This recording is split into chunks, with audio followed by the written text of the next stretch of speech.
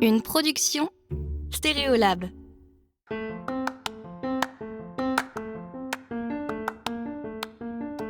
Les cuisines vivantes qui s'affranchissent des codes et des ordres pour entrer dans une autre dimension, moi c'est marrant, mais ça me parle tout de suite.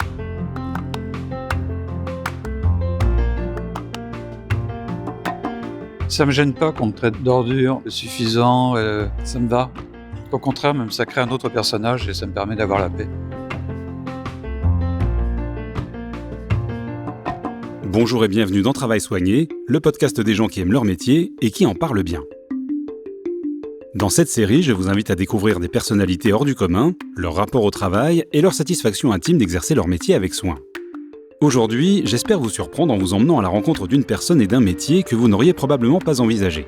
Ouais, on s'est donné rendez-vous à Paris et on est au croisement de plusieurs rues. Rue de la Parcheminerie, rue Boutebris, rue des Prêtres Saint-Séverin. On est censé parler pendant un petit moment. Peut-être avez-vous reconnu cette voix si particulière, car mon invité ne montre jamais son visage, laissant libre cours à toutes les spéculations le concernant, avec d'autant plus de jubilation qu'elles sont généralement erronées. J'habite pas loin, j'adore ce quartier.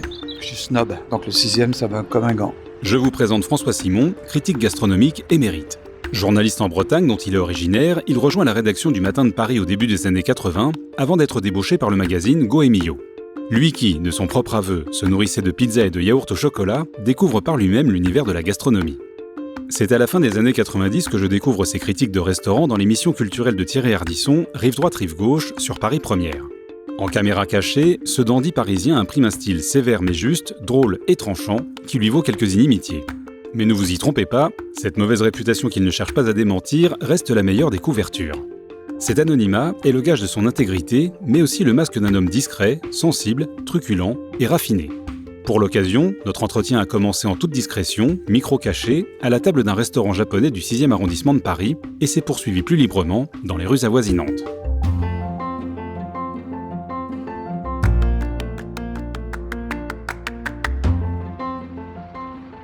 Ouais, j'ai déjà écrit 1 ou 2 fois sur ce restaurant.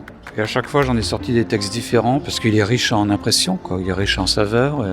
C'est un bon matériau, on va dire. Parce que logiquement, il y a des mots précis qui correspondent et ils devraient revenir pile poil. Mais heureusement, la langue française est assez riche pour qu'on trouve des synonymes et même en cherchant des mots qui signifient la même chose, on s'embarque sur un autre champ lexical et ça, c'est bien. C'est-à-dire qu'on peut aussi embarquer le lecteur sur un autre champ de sensations et de perception. D'où l'intérêt parfois de réécrire sur un restaurant, c'est-à-dire qu'on va plus loin dans la sensation.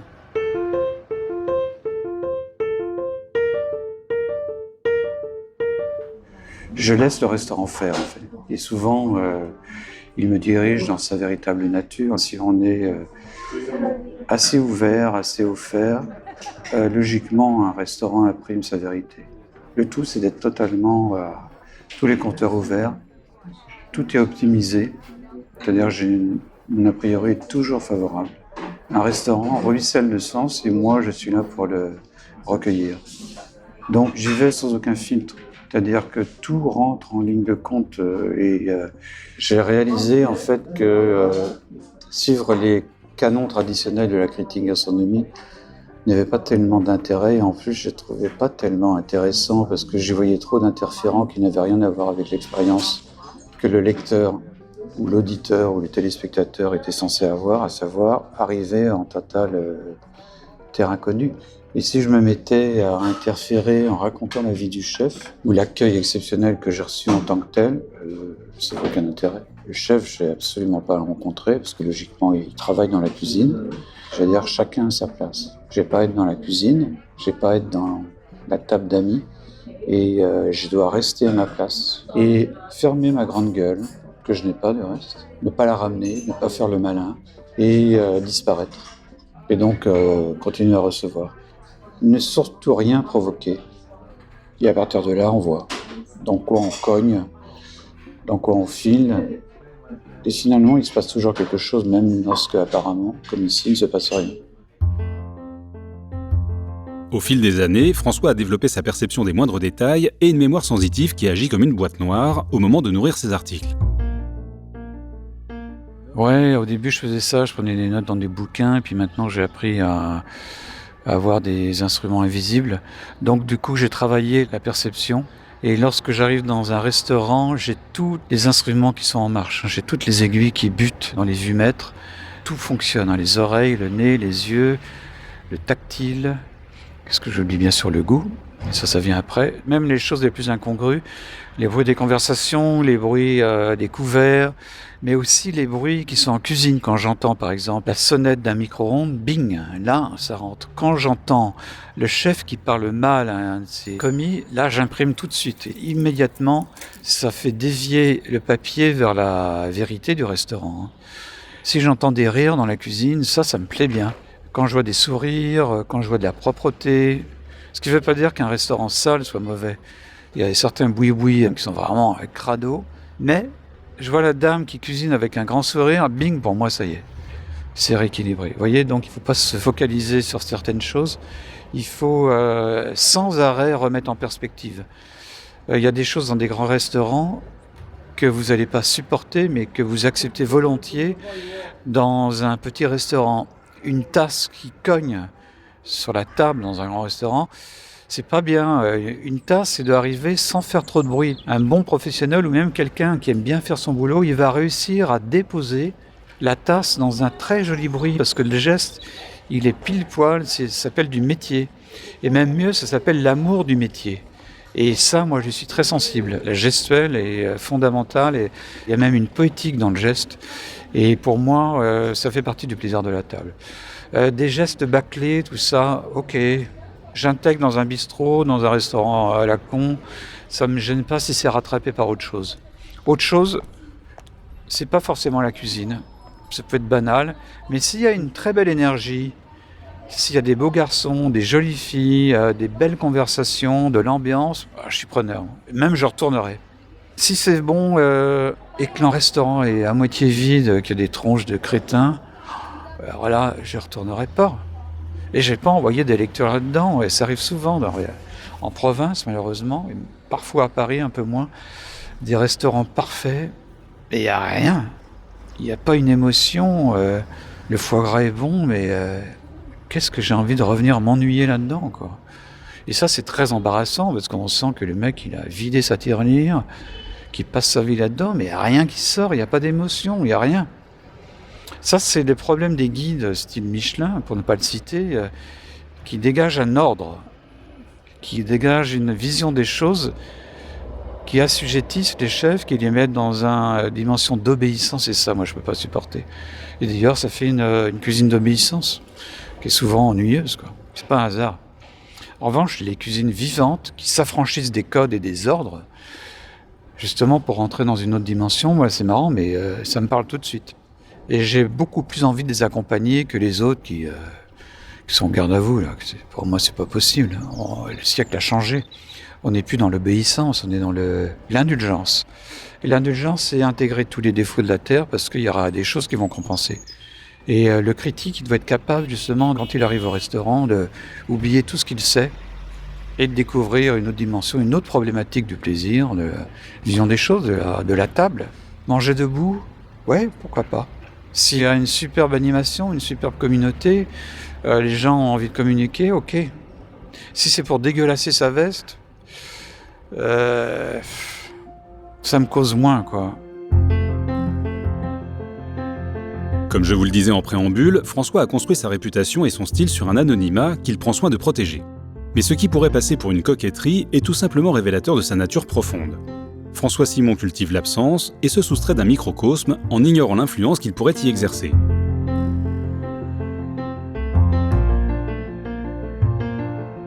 Il se trouve que ma nature correspond, heureusement, à une certaine intégrité. J'aurais été quelqu'un de très extraverti, je pense que j'aurais été un peu moins sérieux, quoi.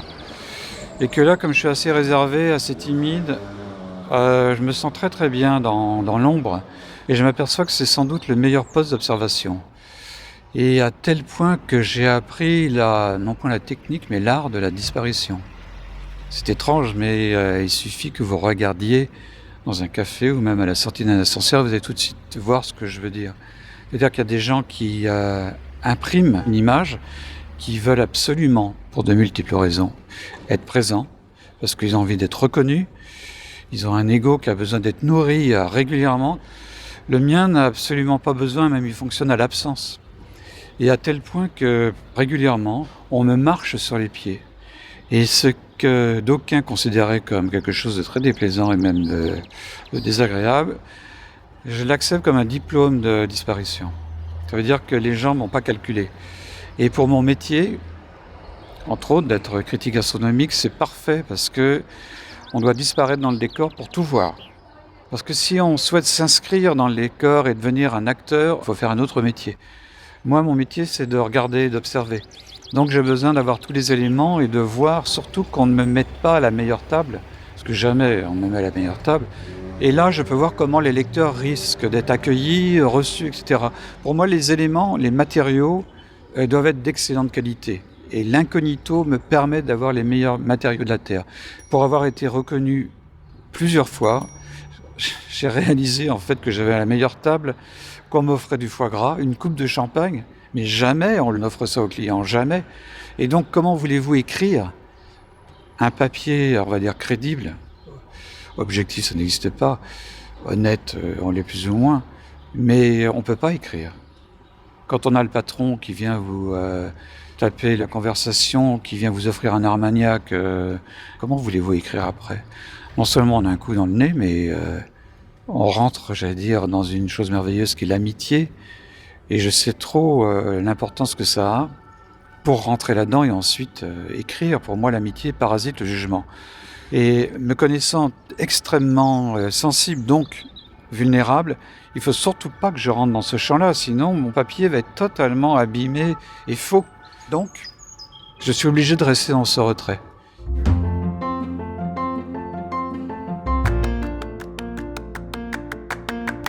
Dans les grands restaurants, oui, l'anonymat, c'est dur de le conserver, mais moi, je passe les 9/10 de ma vie dans les bistrots.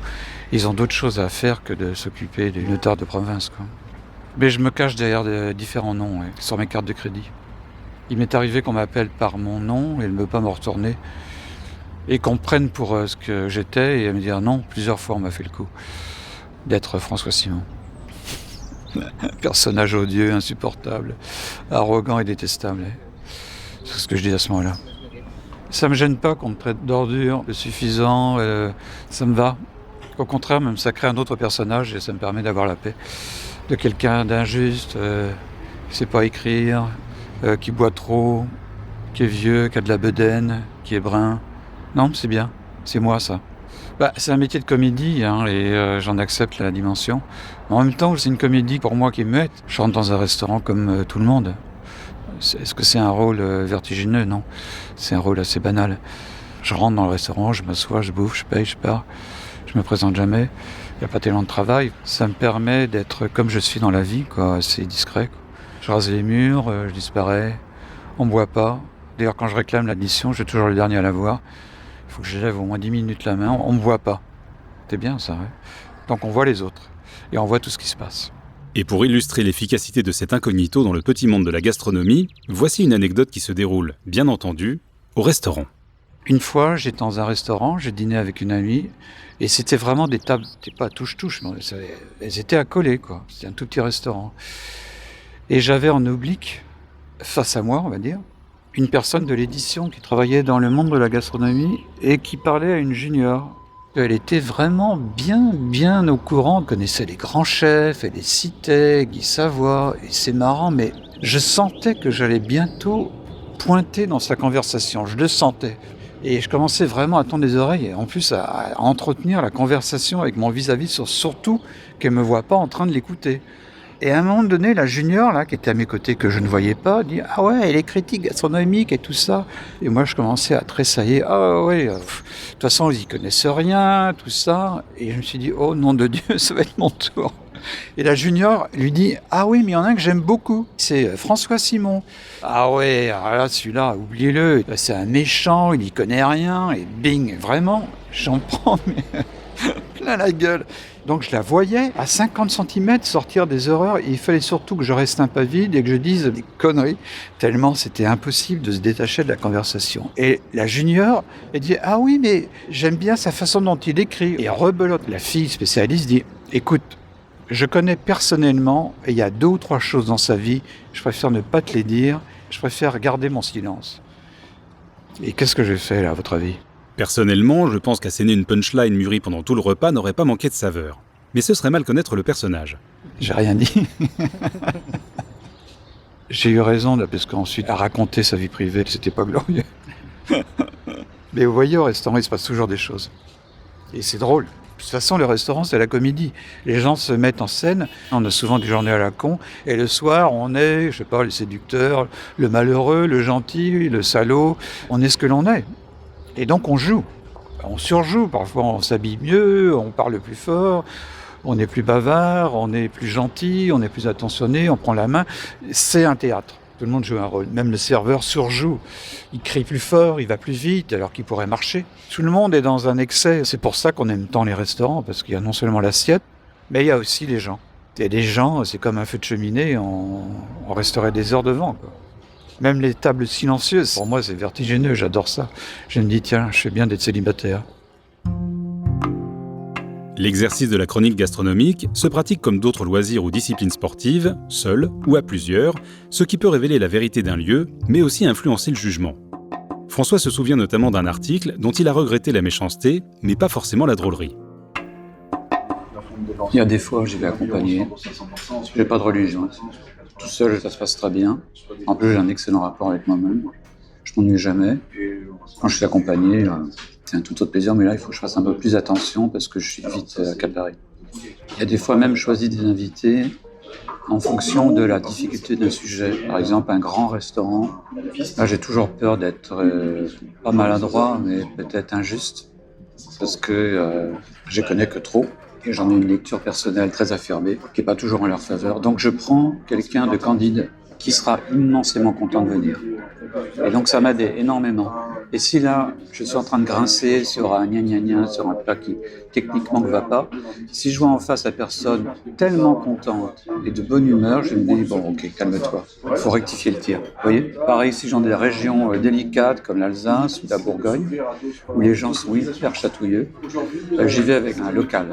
Parce que là, ils vont me dire, ah ouais, t'as raison, le vin blanc, le servitier, c'est pas possible. Et là, je me dis, ok, là, je peux y aller. Là, je peux vraiment dire. C'est pas un parti pris de Parisien, chose que je fais, qui attaque de façon injuste. Je me suis aperçu que les amateurs sont des gens extrêmement cruels. Et comme ils sont avec moi, ils ont envie de jouer aux critiques. Donc, bing, ils y vont et c'est redoutable. C'est une cruauté sans nom. Moi, à côté, quand je travaille à la plume, eux, ils sont marteau-piqueurs. Et une fois, j'étais avec une amie comme ça, qui était très intelligente et très méchante. Une vraie Parisienne, quoi. Et c'était tellement drôle ce qu'elle racontait sur le restaurant, dégommant le décor, en disant « ouais, c'est un showroom de fleuristes ». C'était tellement juste en même temps que, bing, j'ai embrayé. Et le papier était très drôle. Et en même temps, quand j'ai relu un an après, je me suis dit, oh là là, qu'est-ce que j'ai été méchant, mais méchant. Là, j'ai regretté. Et ça m'a appris à faire attention. François résume son travail en une formule simple, ce n'est pas j'aime ou j'aime pas, mais plutôt c'est bon ou ce n'est pas bon. Cependant, les critères qui permettent d'établir un jugement sont nombreux et dépendent malgré tout de la personnalité de l'auteur. Si l'objectivité est illusoire, l'honnêteté prime. Là, on rentre sur la technique un peu plus simple. Je regarde la qualité des produits, le poisson, les cellules, s'ils n'ont pas été explosés par le micro-ondes, s'il y a de la nacre, si c'est bien cuit, si c'est frais. Je regarde la saisonnalité des poissons, je regarde la qualité des sauces, si c'est pas de la sauce de l'agroalimentaire. Je regarde l'assaisonnement, je regarde les herbes qui ont été choisies, comment elles ont été découpées. Tout ça donne une impression. Ensuite, j'analyse le goût en bouche. J'essaie de voir si l'intitulé de la carte est pas respecté, on s'en fout, mais il faut qu'il soit fidèle à ce qu'il y a dans l'assiette. Mais ça, je fais attention, il faut qu'il y ait une réponse à la question. Et ensuite, c'est le plaisir de le goûter. Pour moi, goûter un plat, quand je le prends en bouche, je fais durer le plaisir, je regarde autour de moi, je regarde les serveurs, je regarde le décor, je regarde tout. J'analyse aussi mon plaisir, la sensation. S'il y a une adéquation par rapport au quartier. Si je suis dans le 11e, je dis ça fonctionne vachement bien. C'est un plat assez canaille, c'est bien, on est totalement à Paris. Je me sens hyper bien. Ce qui ne veut pas dire qu'on peut me servir des sushis dans le 11e arrondissement et que j'ai l'impression de voyager. Mais j'aime bien parfois cette adéquation primaire, quoi. Être au bord de la mer, manger une huître. Et quand on croque dans l'huître, on a l'impression de manger une vague. Et si je vois la vague au lointain, ça me plaît bien. Ma tête est contente. Mais une nouvelle fois, je ne suis pas dans l'adéquation, dans le mariage, dans l'assortiment, le foie gras avec le sauterne, ça m'ennuie. Je me fie de tous ces clichés qui embarrassent la gastronomie. J'aime bien quand il y a un clash, quand les choses sont divergentes. Un vin qui a sa personnalité, un plat qui a sa personnalité, ça me plaît bien.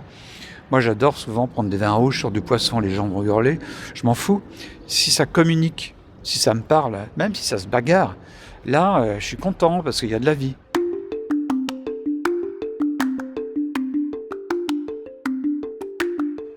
En fait, j'essaye toujours de retarder le moment de la conclusion. Quand on décide de tirer une conclusion, c'est-à-dire qu'on tire le rideau. C'est-à-dire que tous les qualificatifs arrivent et ça y est, l'image est immobilisée. Et ce que j'aime bien dans l'analyse d'un restaurant, c'est de retarder le moment où on va fixer les couleurs. Et là, maintenant qu'on est sorti, j'ai le reflux de toutes les impressions et j'ai trouvé que c'est un restaurant qui est toujours fidèle à lui-même, ce qui est déjà une bonne chose. C'est un restaurant très aimable, très courtois, très attentionné, avec la bonne distance avec les produits et avec les clients. Et tout ça, ça donne une cohésion, quelque chose de totalement cohérent. Et surtout, on a une envie, c'est d'y retourner. Et ça, dans un restaurant, c'est souvent important parce que combien de fois je suis allé dans un restaurant qui était pas mal et tout ça, et je me pose la question, est-ce que j'y retournerais comme ça, avec des copains, avec une amie? Non. Pourtant, c'était pas mal, mais aucun intérêt, trop de bruit, trop rentre-dedans, trop violent. Mais en même temps, j'étais très content d'y être allé, mais à la limite, je peux dire au lecteur, je vous ai peut-être épargné en le décrivant une aventure, super fêtatoire. Donc, il y a des expériences qui valent le coup d'être vécues qu'une seule fois. Et ce que j'aime bien dans un restaurant, c'est que ce soit un peu comme un ami, disponible, à l'écoute. Un restaurant qui est toujours complet, pour moi, n'existe pas. C'est-à-dire, on ne peut pas y aller. Ou alors, il faut avoir des amis, des copains, se faire pistonner. C'est compliqué, on est redevable, on fout le bordel dans les réservations. Pour moi, un restaurant, on peut y aller, à la limite demain soir, le jour même, parfois, quand c'est un bon restaurant, c'est pas toujours évident, mais on peut y aller. On peut y aller régulièrement, on peut inviter quelqu'un. C'est pas des restaurants inabordables. Et tout ça, ça rentre en ligne de compte. Bon, on ne va pas se mentir, critique gastronomique, ça ressemble quand même à s'y méprendre à un job de rêve. Mais n'allez pas croire que ce n'est pas du travail. Quand les gens disent que j'ai un boulot de rêve, c'est difficile de les convaincre du contraire parce que j'ai un boulot de rêve. C'est-à-dire que je passe ma vie dans les avions, dans les restaurants, dans les beaux hôtels. What else? Mais il y a des fois où c'est crevant. Par exemple, il y a une semaine, j'étais en province et j'avais une quinzaine de restaurants à faire. Et j'allais pas passer une semaine ou 10 jours. Et donc j'en faisais 2 fois au déjeuner, 2 fois le soir, et ça c'était vraiment crevant. Parce que l'estomac, vous imaginez, il se met en appétit, parce qu'on a faim aussi. Donc il embraye un peu la machine, il faut l'arrêter. C'est comme si, l'image est peut-être un peu audacieuse, mais c'est comme si on vous demandait de faire l'amour et de vous arrêter, et puis de reprendre. C'est totalement bizarre, quoi. C'est un peu ça. Donc il y a des moments, mais ils sont pas si nombreux que ça, où c'est effectivement, c'est pas agréable, mais ça va. En fait, j'ai réalisé au bout d'un certain temps que mon travail était un art de vivre et que la frontière était totalement abolie parce que quel est le moment dans un dîner que je fais pour un journal? Quel est le moment de plaisir et celui de travail? Très difficile à savoir. Donc du coup, j'ai accepté que ça pénètre dans les deux sens et que maintenant, quand je suis en vacances, par exemple, je n'arrive pas à savoir si je suis vraiment en vacances. Quand je suis au travail, j'ai l'impression que je suis vraiment en vacances. Et depuis peu, cela dit, j'ai appris une nouvelle dimension, c'est que j'ai enfin trouvé à prendre du plaisir, à écrire et tout ça. Alors qu'avant, j'étais dans une cavalcade, dans un challenge, de faire énormément de choses, d'écrire énormément, de faire des émissions de télévision, des livres. Je pense que j'étais arrivé à un stade prodigieux de productivité, qui était assez enivrant et vertigineux, et que maintenant j'ai un peu levé le pied, et que j'attends le moment là où je vais écrire. Là, je suis ravi. Là, j'étais ravi de déjeuner avec vous. Là, je suis ravi d'être dans la rue. Donc ça, c'est assez récent. Il était grand temps d'ailleurs.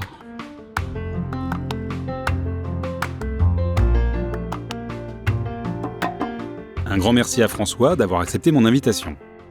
Si vous avez aimé cet épisode, montrez-le sur votre plateforme d'écoute préférée. Un abonnement, 5 étoiles et un commentaire, si votre application le permet, sont très importants pour qu'il puisse être découvert par d'autres auditeurs. Et surtout, parlez-en autour de vous. Vous pouvez suivre Travail soigné via les comptes Stéréolab sur Instagram, Twitter et Facebook et m'envoyer vos suggestions pour de prochains épisodes. Merci pour votre écoute et à très bientôt.